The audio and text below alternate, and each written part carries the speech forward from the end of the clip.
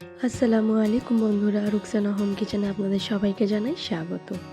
আজকের নিয়ে চলে এলাম খামিরের রুটি। অনেক ধরনের রুটি আমরা খাই, এইভাবে যদি খামিরের রুটিটা আপনারা তৈরি করে নিতে পারেন বাচ্চাদের টিফিনের জন্য বা কোনো গেস্ট এলে বা নিজেরা কখনো শখ গেলে করে খেয়ে নিতে পারেন। যে কোনো তরকারির সঙ্গে বা গাজরের হালুয়া পায়েসের সঙ্গেও আমি খেতে পছন্দ করি। তো কীভাবে এইভাবে নরম তুলোর মতো রুটিটা আমি বানিয়েছি জানতে হলে পুরো ভিডিওটা দেখতে থাকুন আর সাবস্ক্রাইব করে শেয়ার করে দিন। আমি নিয়েছি 700 গ্রাম ময়দা। 700 গ্রাম ময়দার মধ্যে আমি দিয়ে দেব হাফ লিটার পানি। পানিটাকে আমি ফুটিয়ে নেব। প্রথমে 1 চামচ নুন দিয়েছি, নুনটা আপনাদের আন্দাজ মতো দেবেন। আর দিয়েছি 1 টুকরো বাটার। বাটারটা দিলে কি হয়, রুটিটা খুব সুন্দরভাবে নরম তুলোর মতো হয়। এইভাবে পানিটা যখন ফুটে যাবে আমি ময়দাটা দিয়ে খামিরটা করে নেব। আপনারা অনেক ধরনেরই রুটি টেস্ট করেছেন, এইভাবে এই রুটিটা একবার টেস্ট করে দেখুন।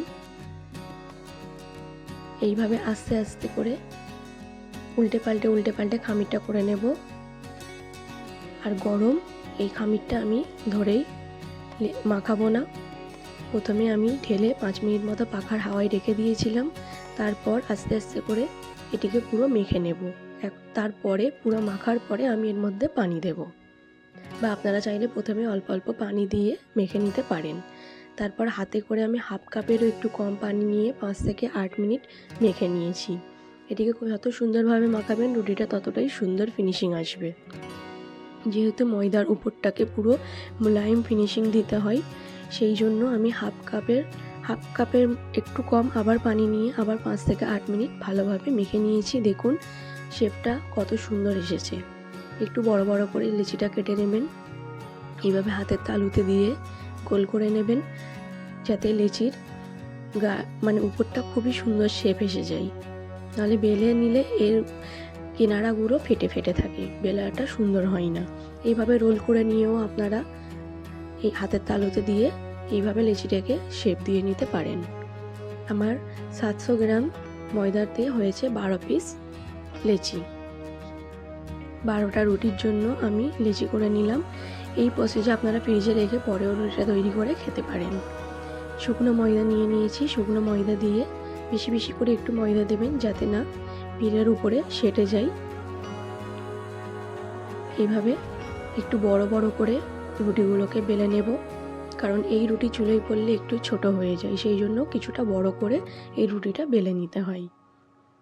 এইভাবে আস্তে আস্তে করে রুটিটাকে বেলে নেব। আপনারা একবার এটিকে ফলো করে তৈরি করে নিতে পারেন।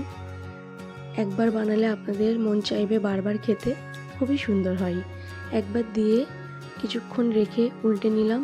হালকা ব্রাউন ধরে নেবে যতক্ষণ, তারপরে আমি এই পিঠটাতেই হালকা করে চেপে নেব। স্প্যাচুলা বা একটি কাপড়ের সাহায্যে করে নিতে পারেন।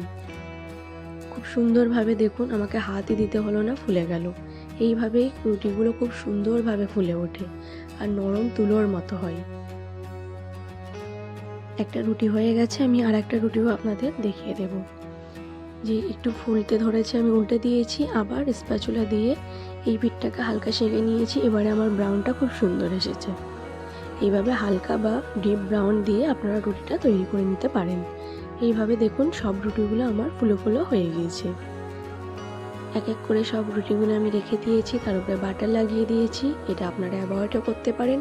আর এইভাবে আপনারা এই রুটিটা একবার তৈরি করে ফেলুন আর আপনাদের পছন্দের রেসিপির সঙ্গে আপনারা তৈরি করে ফেলুন, দেখবেন খুবই টেস্টি হয় খেতে। আমাকে সাবস্ক্রাইব করতে ভুলবেন না। আল্লাহ হাফেজ।